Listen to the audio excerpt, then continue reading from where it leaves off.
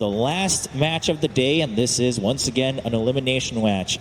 DDC. We are having this movement with this smoke. Lanham Surrounding him. They'll find the Fisher. Ori in with the light strike array. They've got the follow-up. They've got the surrounding. They turn to DDC and take him down. First blood for Paparazzi. And some int for the silencer. 1v1s. He's won matchups that he just shouldn't. He has been that good. But bottom lane, DDC again, a second time. This time in the lane, they find him. 11 in return. One more touch will bring him down. Silo does get it. So they do find the trade down on the bottom lane, 1-for-1. They will still be able to get it back to safety. See up top, a little bit of a go on to Fade. He's taking quite a bit of damage here. He's got the stick charges. He's going to go for the TP out. Now, will not make it. But he just showed himself, and that more in for Femria. Yeah, allows him to help his Arc Warden even more with that extra damage. Bottom. Do get the chase here. The stun into Hex, not quite enough control, and a Fish is there from Lanham. In fact, they could look to try and turn as they look towards DDC. They're able to corner him, enchant totem. It comes out from Lanham. And they punch down DDC. That's to respect the amount of burst damage that can come out of this Lina if he gets caught out by a stun. Bottom lane. See again the wraparound, DDC. They do find the stun out onto both of them. The Hex as well, straight up setting up for the kill onto 11. Lanham trying to chase down DDC with the enchant totem and will find the return kill. Top, they're still pressuring this tower. Paparazzi does not want to give Yang any mercy, but now Fenrir may have stepped up a bit too far as rotations are coming in. You see Freeze.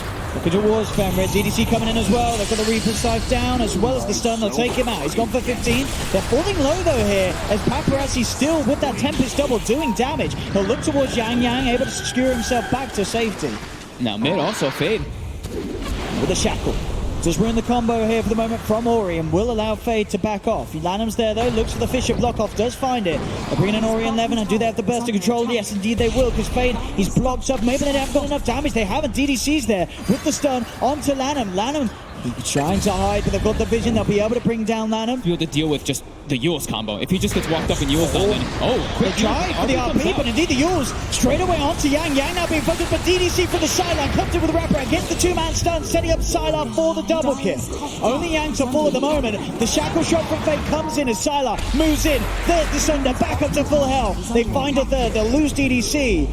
But a scary fight for VG Gaming there. You can get that blink up before the RP happens in some situations, but Thunder, they have meta up in 20. They're looking for something. Ori sitting on the side here. Smoke's gonna wear out Yang. He looks to commit, but straight away the global silence. The Orchid comes out. There's nothing to follow at that RP as DDC already gets picked on the back. Lanham straight in with the Echo. The Fisher follow-up. He gets the lockdown on Silence. Silence wants the BKB, but can't get the Sunder off. They've lost two, they've lost three. They buy back on DDC. Fade's been sprouted out, cuts himself out with the power shot, but he's surrounded by the Triads. Double kill for 11. They clean up Freeze as well as VG Gaming crush the team fight. It's exactly what we're saying with this Magnus. The jump in instantly counterplayed. A quick global. Not only that, he got orchided as soon as he jumped. The global comes down. Also in the backlines, Freeze was in a perfect spot on the sidelines.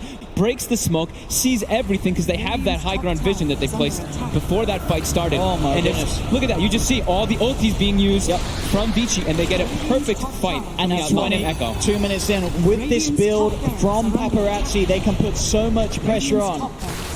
A full set of racks here taken in the top lane.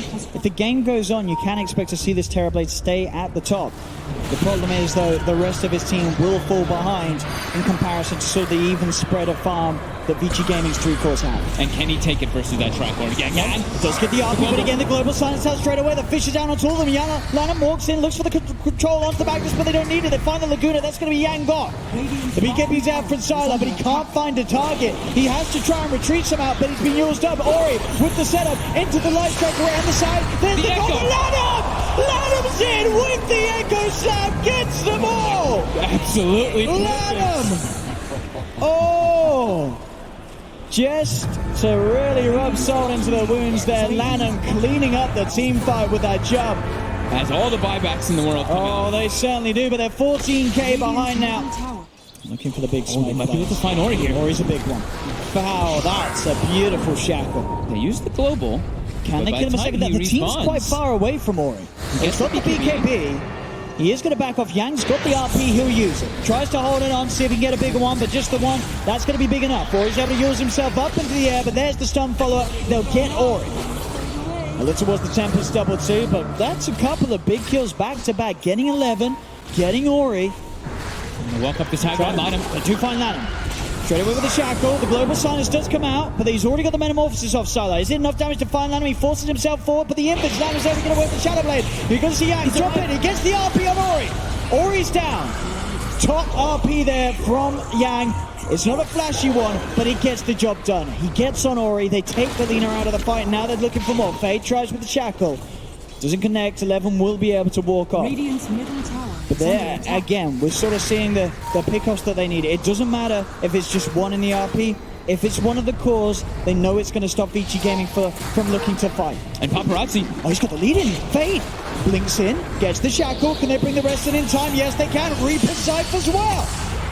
Paparazzi dead for 110 seconds. Now VG with this Aegis, with this cheese. They're looking to suffocate Yang. Tries to go to but there's the Yules. There's the stun. He does get forced back. Can they get Yang back to safety? 11 comes in, looks for the silence on the DDC. DDC is still alive for now, but they're losing that Yang. Paparazzi switch back to Dagger 5, by the way. Oh, They do this. The jump forward, the hex. Okay, they got the global silence out of them. Sylar's actually leading straight in. He's looking towards Fenrir. Fenrir's able to get up to the high ground. That's the BKB from As long as Sylar. they can sort of get back Thunder, this isn't too bad because they've made them use global silence. They will buy back on Yang, and that will also force VG Gaming to back off. I mean, the fear is, though, they used global, but there was also a metamorphosis used as well as that BKB, so it's down to 5 seconds. You have to watch out. Yang has to be so careful. No, there's no metamorphosis. He's got to hit a big RP, and there is a chance to do so. No global silence. Bishop. Steps It's a up. freeze. Ori, look at the combo. Paparazzi sending the Tempest double in. They won't find the control, but they do get the burst on DDC. DDC's gone. Already the rack starting to be beat upon by the Tempest double. Ori has used the BKB. Light Striker right down. There's the jump forward. Can he get the shack with the card? Instant a hex onto Fade. There'll be a buyback with DDC. Sylar heads into the Yang. Oh no! He whips it. Doesn't grab anyone. Sylar's going to be careful now. The BKB's worn off. The Linkers has been popped. He gets sent up the force, but Lanham in with the slam on top of Sylar. Sylar getting control of the Rush Yang.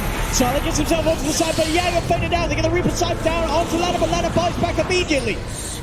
Only 3 alive on Thunder. Can they hold the jump in from Paparazzi? Tempest double with the hex. Ori's going in deep. Ori loses the Aegis, but DDC gets taken down. There's a dieback on the Lion. VG Gaming taking another set of racks here on this bottom lane.